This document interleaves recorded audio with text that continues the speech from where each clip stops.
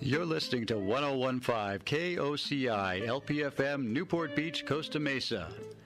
Welcome to Sunday Brunch, underwritten by Classic Yacht Excursions and on the web at classicyachtexcursions.com.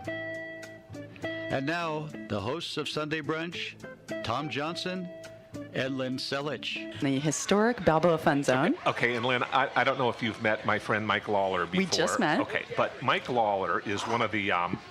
He's one of the Newport Beach crazies is probably the best way to describe it. He doesn't look crazy. And he doesn't look crazy. And I say that because Mike and I have known each other for years. And Mike, we did quite a story on Mike a number of years ago in the Daily Pilot about going around to a bunch of major events. And then a couple years ago, lo and behold, Mike is a practicing attorney in town. All of a sudden one day decides, I've had enough of this practice, goes and sets up his vessel and travels around the world. And Mike, you were gone for how long? 3 years. 3 years. Now, welcome you. It's great to have you Thank here. you, Tom. Good to be here. And tell me about how that originated, first of all. It was a lifelong dream. I did the semester at sea when I was 19, and it opened my eyes to world travel, crossing oceans, and visiting countries around the world. And I always thought I wanted to do that again on my own boat someday. I didn't know if it would ever happen, but then I met the love of my life, Barbara Burdick, on a Transpac in 2007. She's a great sailor, and she said that the number one thing that she wanted to do on her bucket list was to sail around the world, and the same for me, so we made it happen. And so what did you set sail in? And it's a the boat is a North Wind 47 named Traveler. It's right out here in front of us. It happens to be right in front of us. Yeah, I'm looking at it right now. Oh, that's so great. So it's a 47-foot performance cruiser, center cockpit, 3 staterooms. The first leg of our trip was a race. We did the Trans-Pacific Yacht Race, so we raced from here to Honolulu. Not for the faint of heart, is that trip? And I'm pleased to say we trophied. We got second place in our class. And how many people are on this vessel when you travel around the world? Well, for that leg, because we had to hand steer, we couldn't use the autopilot. We had 8 people. Okay.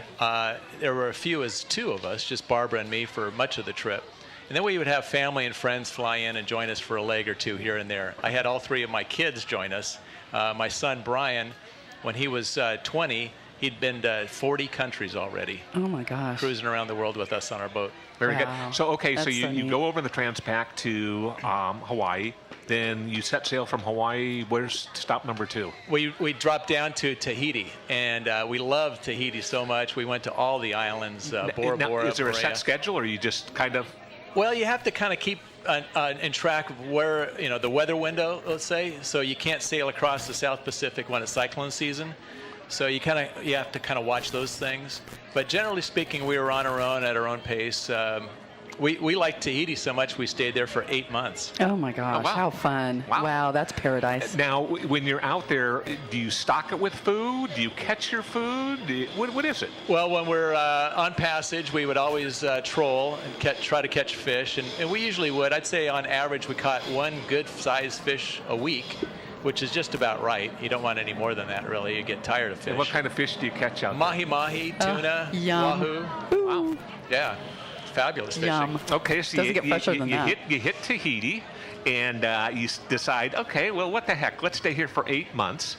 And then, okay, day comes, you pack it up from Tahiti, and... We sailed west toward Australia with stops along the way at the Cook Islands and tiny little island of Niue, and then Tonga and Fiji and Vanuatu, and then through the Great Barrier Reef to Australia. Very good. Oh my, wow. How was Australia for those people that haven't been there? Oh, it's beautiful. They speak English, sort of, and great beer, and fabulous diving, fabulous sailing. The whole northeast coast of Australia along the Great Barrier Reef, there's some fabulous, beautiful islands there. How was it coming back after being in all those beautiful remote places? You mean re-entry into Newport Beach? It had to be a little bit of a shock. It was, yeah. It took a while. I did it a little bit slowly, and then I got back into my law practice, and I'm still actively practicing law right now. And what kind of law is that? I do estate planning and probates, and then probate litigation. Oh. So I like to say that the estate planning, that pays the rent, but the probate litigation is how I can afford to take off on the boat. Okay.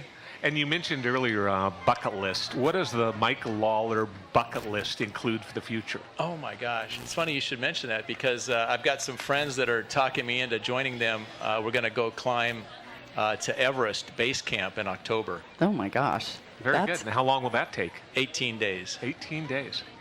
Wow, that's quite something. It's and why October? Is that a good time to attack the? Yeah, that's the best time weather-wise. Okay. It's a good time. Okay. Yeah. And okay, so Mount Everest is in the future. Anything else? Because I always get intrigued when I run into you at something and.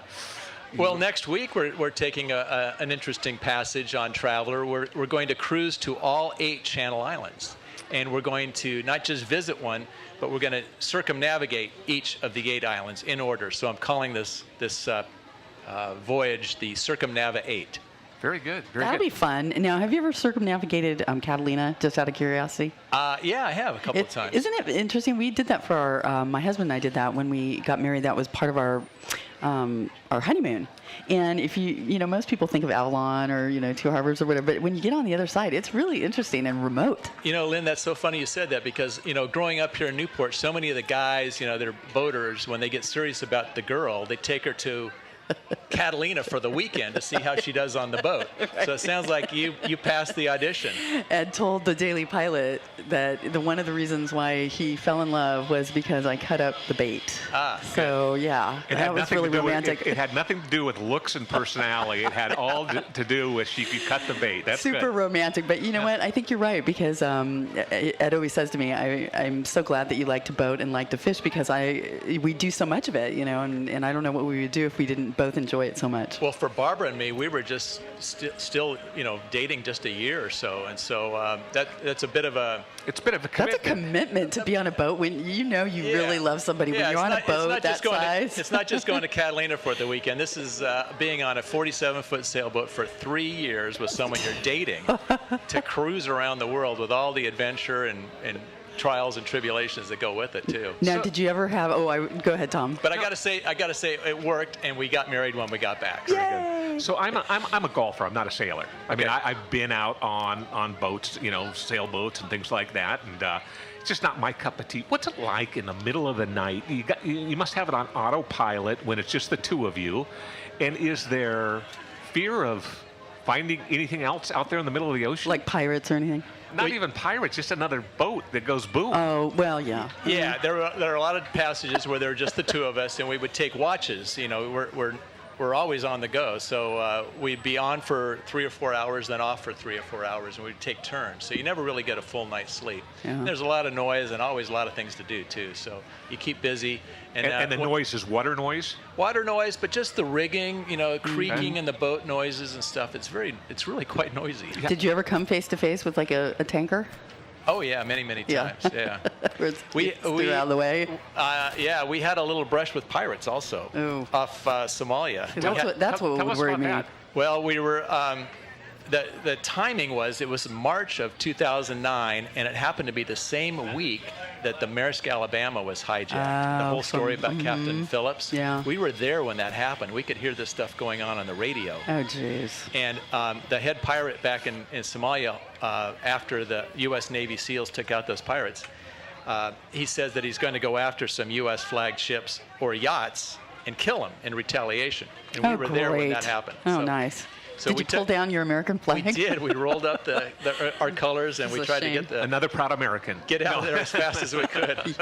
And we it was about 11 o'clock in the morning. There's just the two of us on the boat. We had Somalia to port and Yemen to starboard, one of the sketchiest parts of the world. Yeah. And 3 guys came out in a panga, just like that opening scene in Captain Phillips. Oh, I would freak out. And they're shouting at us in Arabic to stop the boat, and they weren't sailors. And fortunately, you didn't understand Arabic, so you didn't. Yeah, I pretended like I was happy to see them. I'm like, "Hi guys, how you doing?" Waving to them, and I was just standing there in my swim trunks so they could see I wasn't armed.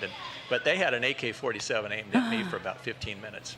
Now, is that, you said you weren't armed. Are you armed on a vessel? No. Okay. I'm not really a gun guy. You probably can't go into a bunch of ports with guns on board, can you? No, it complicates things greatly. But, as a lawyer, there's professional courtesy there. So what did you do? I mean, did they just check you out and then boom? Well, you know what? Off they went? I got the feeling, this sounds kind of silly, but I got the feeling they were beginner pirates. They didn't really want to be doing this. Somebody was making them do it. Yeah. And so they went out there to kind of like looking for low-lying fruit. And, if we made it easy for them, if we stopped the boat and allowed them to get on our boat and take us, I think it might have been a different ending. But as it was, we quickly summed them up, and they weren't really boaters. They weren't sailors at all. The idea that this was a sailboat under sail confused them. They weren't comfortable. And so after about 15 or 20 minutes, they just gave up and went away. Now, you were probably out on the water the same time there was the young gal from Southern California that went around the world by herself. Right. What are your thoughts on that? And what do you is it for somebody who has done, gone around the world and everything, is there an age limit or a number of people that should be on a vessel to do that? Or how do you look at something like that? Well, it's a tough one, Tom. I'm all in favor of youth sailing, and I grew up here in the junior sailing program, and I had my kids do it as well too, and I try to encourage them to get out on the boat, even by themselves, because when you do that, you really open up and you build character and confidence, and you can translate that into real life situations, whether it's work or anything in life. Very true, yeah. So, but for a 15-year-old girl to go around the world all by herself, wow, I don't know. I'm having a hard time understanding that. I'm not sure I'd want my daughter to do that. Yeah.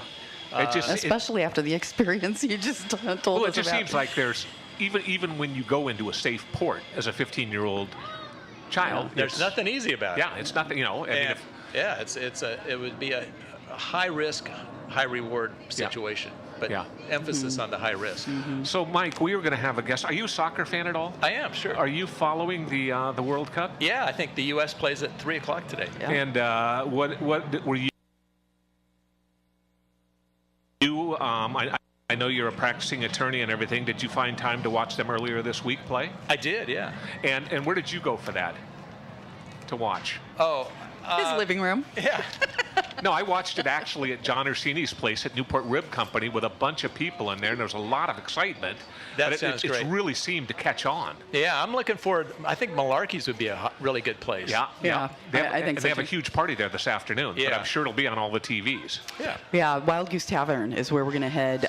Oh, yeah, I'm sure they're going to have it. The Wild Goose, that's right. Yeah, they're having their luau. But I was going to ask you if you have any plans to write a book, because sounds like a book I'd read. Oh, thank you. In a heartbeat. Yeah, I have written it, and it's all on my website. If you go to voyageoftraveler.com. Voyageoftraveler.com. Yeah, okay. and all my stories and all my photos are there. There's also a 30-minute documentary about our trip, too. Oh, it's neat. pretty cool. Yeah. Oh, they should play that here at Explore Ocean. They have, yeah. Oh, good. I've given lectures here at this at the Explore Ocean, and well, we're with Mike Lawler. We're sitting on the patio of Explore Ocean. We're going to come back for our final segment.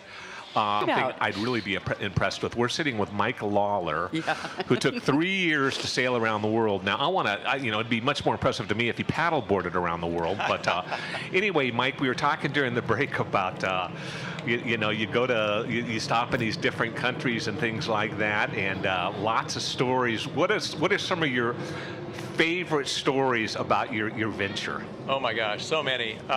You were talking about the King of Tonga? Oh yeah, so we crashed the party. We pull into Tonga just coincidentally when there's a new king going through his coronation ceremony, and it was a scene like right out of a National Geographic special. And there's the royal box and this great big field, and all the villagers are coming up one at a time, waiting patiently for their turn, dressed in their finest native costumes, so colorful, singing the native songs and dancing. And here comes Lawler in a swimming suit and a t-shirt.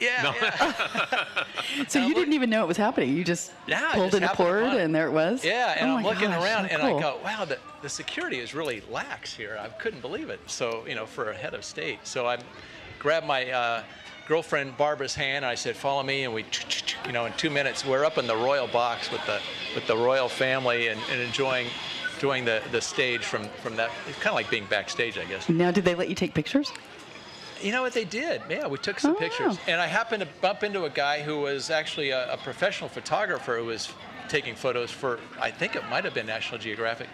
And he said that the next day was the first full day of the king's regular job as king, like his reign after the coronation, right? And he chose to have a beach picnic with his family and friends on this little uninhabited island called Nuku, and it was only about 5 miles away. But this photographer wanted us to take him there. He needed a boat. He wanted to photograph the event, and he spoke Tongan. I said, "Oh, perfect." So we went there, and it was like, I dressed Traveler up like opening day at the yacht club, and I got every flag I got out on the boat. Oh, how cool! And I wore the red shirt, which is the royal color with the king's emblem, and the lava. So I told this guy that spoke Tongan. I said, "Tell him that this is an official delegation